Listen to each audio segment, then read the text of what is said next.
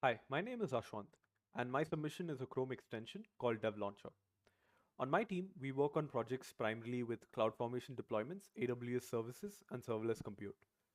On average, developing a software capability takes 160 minutes, and the biggest time consumer is we spend 50 minutes waiting for CDK changes to deploy and 20 minutes looking at Lambda logs while debugging.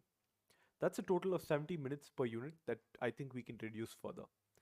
Keeping these insights in mind, I had three takeaways. One, deployments were going to happen on a cloud machine, which means I'm free to run things on my local. Two, deployment time on DevSpaces is 50 to 60% lower when compared to local. And three, DevSpaces has kick-ass Git tooling.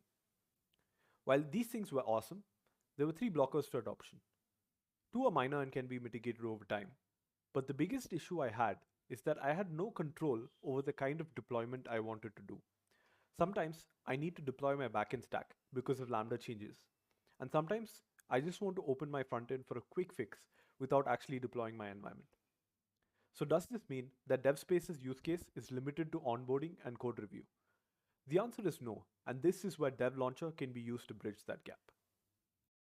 So how does DevLauncher work? First, you need to sign in with a Cognito user whose permissions are restricted to only those that are necessary. And once you've logged in, you will see four tabs.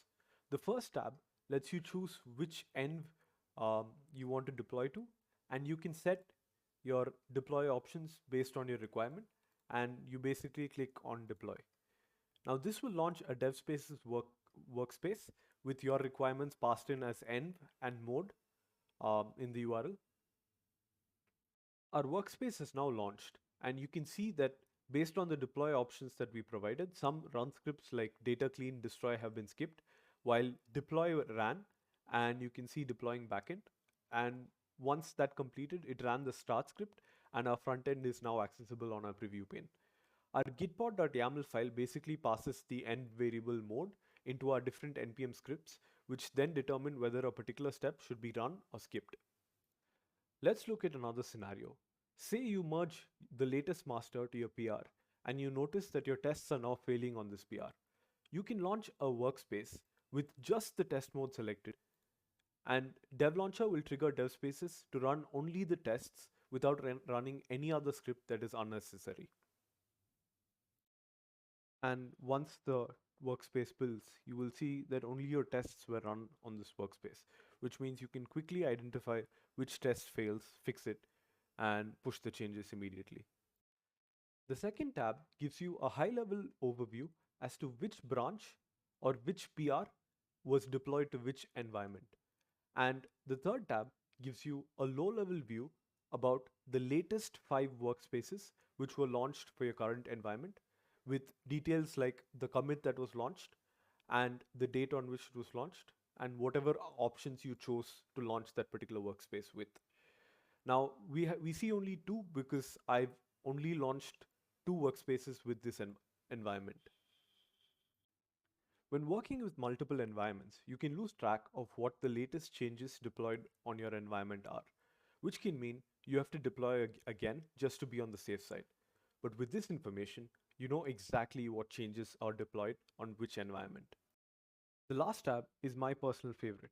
Every time I need to debug a Lambda, I have to open the AWS console, look for my Lambda's CloudWatch logs, open the latest log stream, and then look for my log events. Sometimes I even end up opening someone else's Lambda without realizing and spend a solid 15 minutes wondering why my console log statements are not working.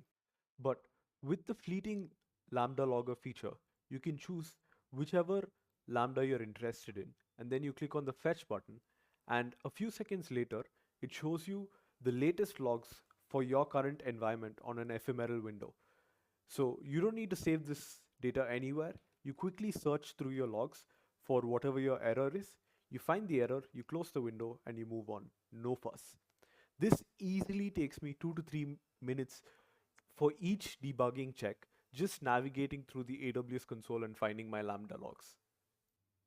By extending DevSpaces features with DevLauncher, we can look to reduce the time on our biggest time consumers and save up to 40 minutes per unit if you can juggle multiple environments for multiple features in a calculated manner, resulting in a weekly savings of 8 to 10 hours per week per developer.